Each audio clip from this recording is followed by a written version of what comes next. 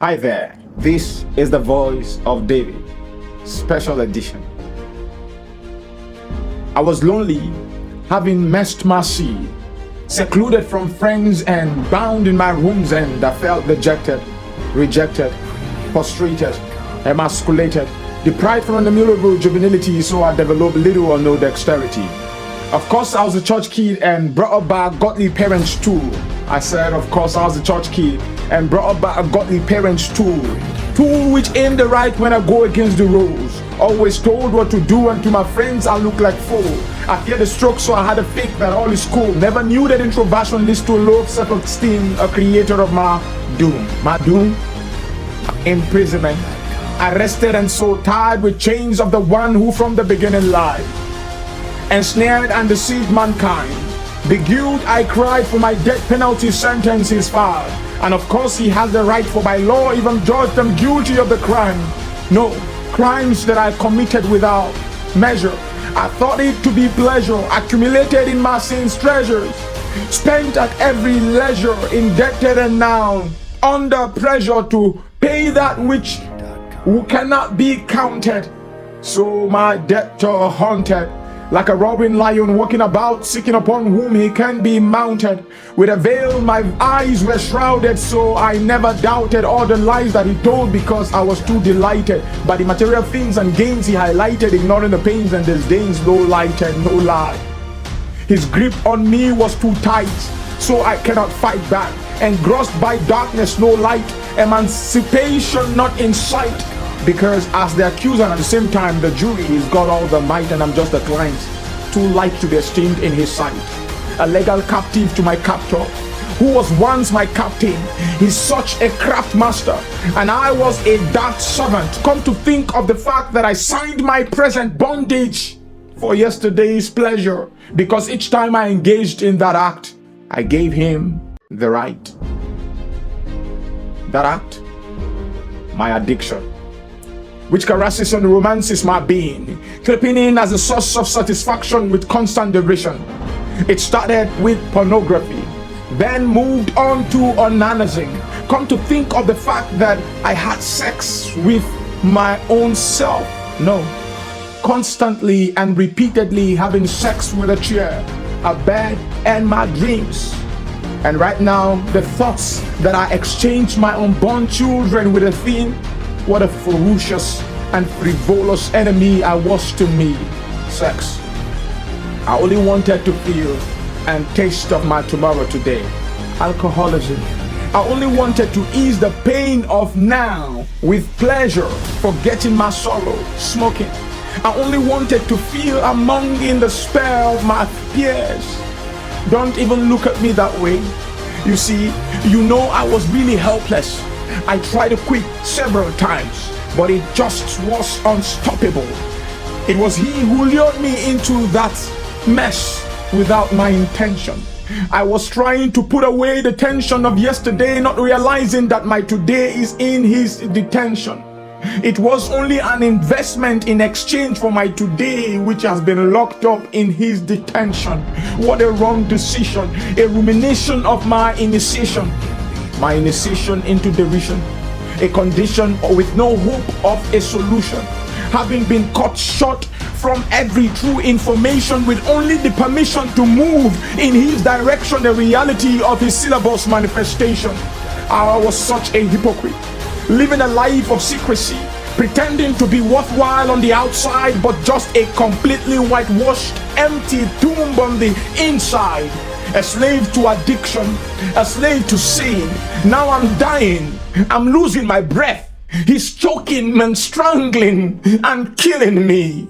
Help! Help! Silence. Shh. In the beginning was the Word, and the Word was with God, and the Word was God. The same was in the beginning with God. All things were made by him, and without him was not anything made that was made. In him was life, and the life was the light of men, and the light shines in darkness, and darkness comprehends it not. There was a man sent from God whose name was John. He was sent to bear witness of that light, so that through him all men might believe. He was not that light, but was sent to bear witness of that light. that was the true light which lighted every man that cometh into the world. He was in the world, and the world was made by him, and the world knew him not. He came unto his own, and his own received him not. But as many as received him, to them gave he power to become the sons of God, even to them that believe in his name, which were born not of blood, not of the will of flesh, not of the will of man, but of God. And the Word was made flesh, and dwelt amongst us, and we beheld his glory, the glory as of the only begotten of the Father, full of grace and truth.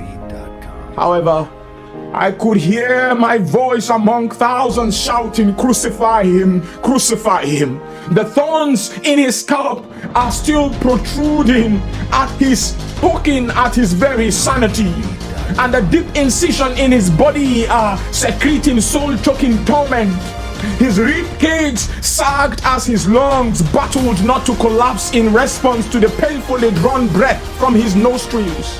His feet were numb from the several inches of iron thrust into them, which wouldn't allow them to move half an inch away from the dogwood to which they were nailed. And his vision was greatly hampered by coagulated blood that formed pastes on his eyelid and eyelashes.